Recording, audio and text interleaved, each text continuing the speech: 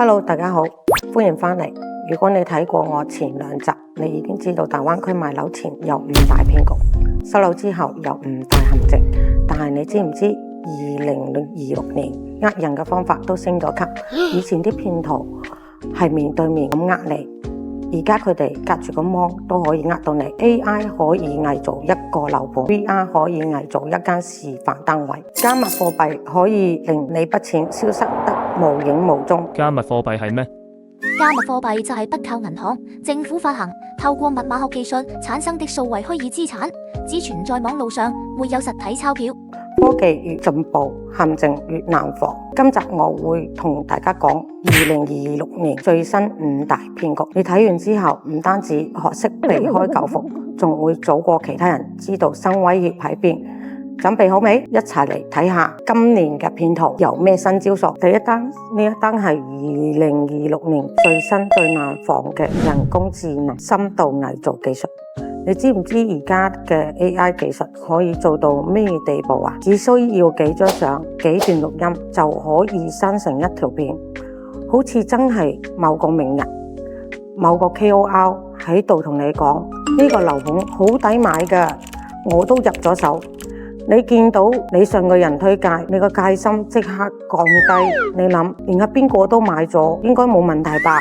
但係呢條片係假嘅，個名人根本冇講過呢句說話，佢連個嗰個盤喺邊度都唔知。2025年底，內地警方破獲咗一個 AI 樓盤詐騙集團，佢哋用深度偽造技術生成咗幾十條名人推介片。喺社交媒體狂投放，超過100個受害人，夾埋俾咗超過2000萬人仔。所以記住，2026年你見到個片未必係真，你收到嘅推介一定要親自確認，唔好相信一條 WhatsApp 嘅轉發鏈接。你如果唔肯定 send 俾我，我去幫你查。第二單 VR 虛擬睇樓造假，而家好多樓盤中介會 send 條VR 鏈接俾你，同你講唔使親身上去啦 ，VR 睇樓一模一樣㗎。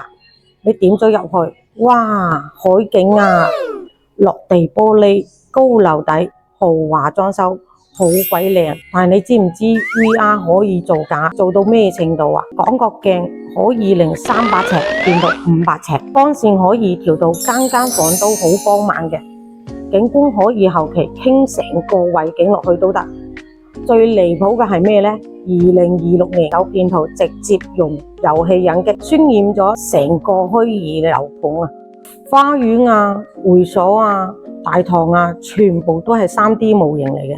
個真實樓盤連地基都未起好，你睇 VR 覺得好正，落咗訂收樓嗰日，你見到嘅係同 VR 兩個世界。中介話 VR 只係參考，以實物為準。我做地產，每個樓盤我都會親身去睇過。你用 VR 初步了解係 OK 嘅，但係最後決定之前，一定要有人幫你親身睇場。呢個就係我個價值啦。第三單加密貨幣買樓騙局，呢一單喺2026年先開始出現嘅新玩法。你見到有樓盤廣告話接受比特幣付款，去中心化自跨境零手續費，聽落好高科技，好方便。有中介仲同你講用加密貨幣俾訂金有9折優惠㗎。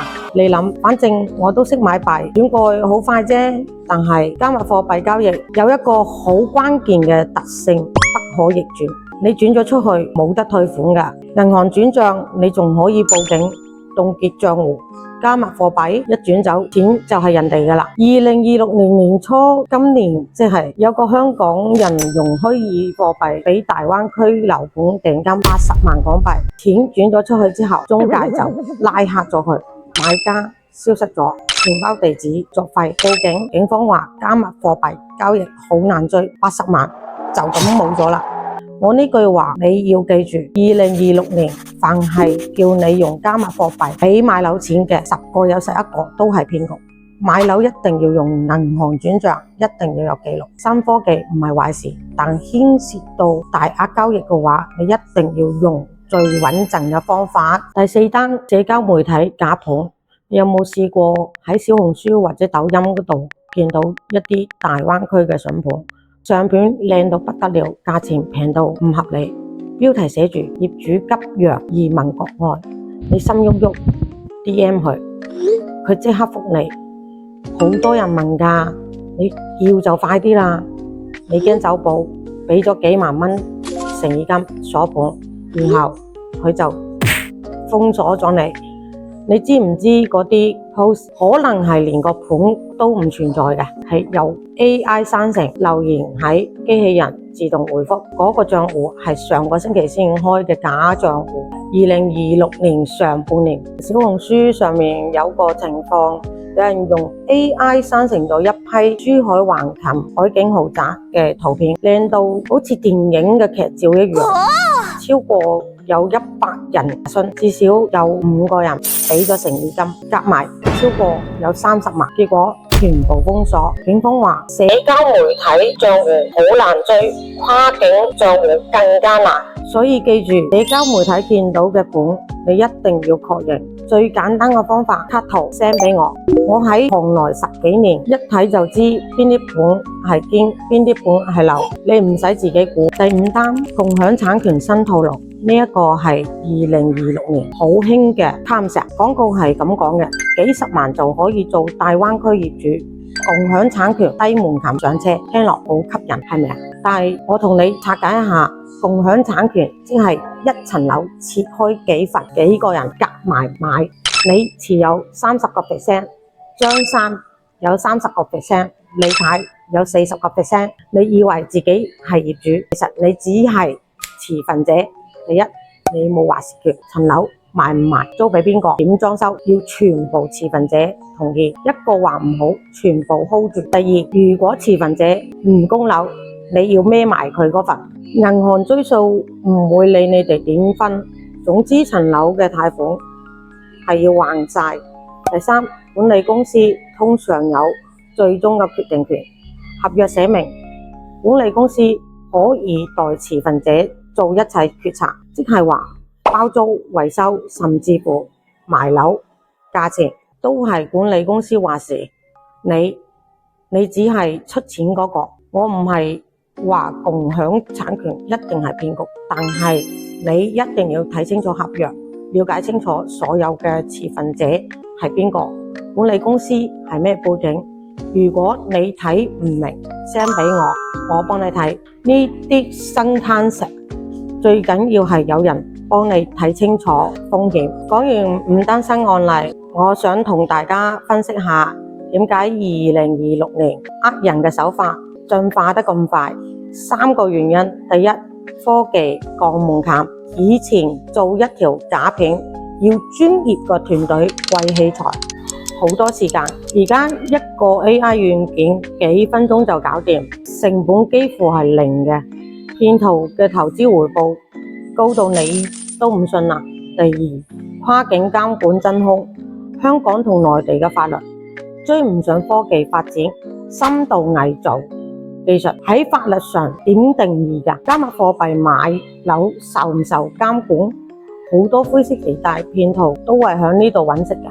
第三，社交媒體放大效應，一個假廣告可以1晚就幾萬個香港人睇，只要有100個人 DM， 10個人落答，騙徒就已經賺大錢啦。所以我同你講，2026年買大灣區嘅樓，你唔可以靠自己，你需要一個同市場同步，甚至行得前過騙徒嘅人幫你做決定。好彩嘅係你已經揾到我啦。最後呢，同之前2集一樣，我俾你2026年版嘅自保指南。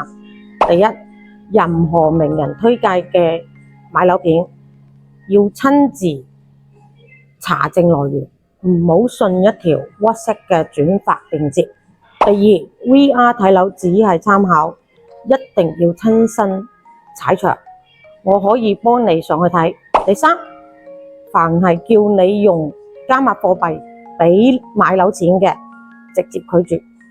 第四，社交媒體見到嘅筍盤，cut圖 send 俾我，我幫你去確認。第五，任何新攤共享產權去中心化物業，分時度價適宜，逐條合約睇清楚，唔好急住簽。仲有3句嘅終極忠告，好多人爭，可能全部都係妹嚟嘅。新科技、新模式，越新越要小心，限時優惠係製造焦慮嘅手段。2026年防厄唔係靠運氣，係要靠資訊。如果你有我呢個資訊員嘅話，你比起其他人安全好多㗎喇。到呢度多謝你，呢一個係我大灣區買樓系列嘅第3集。如果你3集都睇晒嘅話，你已經比90%嘅香港人更識得保護自己。由買樓前點揀盤，收樓後點自保，到2026年最新嘅詐騙手法，我希望呢個系列俾到你嘅唔單止係資訊，更加係一份安心。如果你或者你屋企人想喺大灣區買樓，唔知邊個盤安全，唔知邊啲係新式嘅騙局，唔知份合約有冇蠱惑，你唔使一個人去面對 ，WhatsApp 我啦，我唔會黑 sell 你嘅，我只會話俾你知真相。我做咗10幾年，我見過太多人因為冇人幫手而中伏，唔想嗰個人係你。記住，2026年騙徒都升咗級啦，你揾到升級嘅保護未啊？我喺度，我就係你嘅保護。多謝你睇到呢度，我哋 WhatsApp 見啦，拜拜。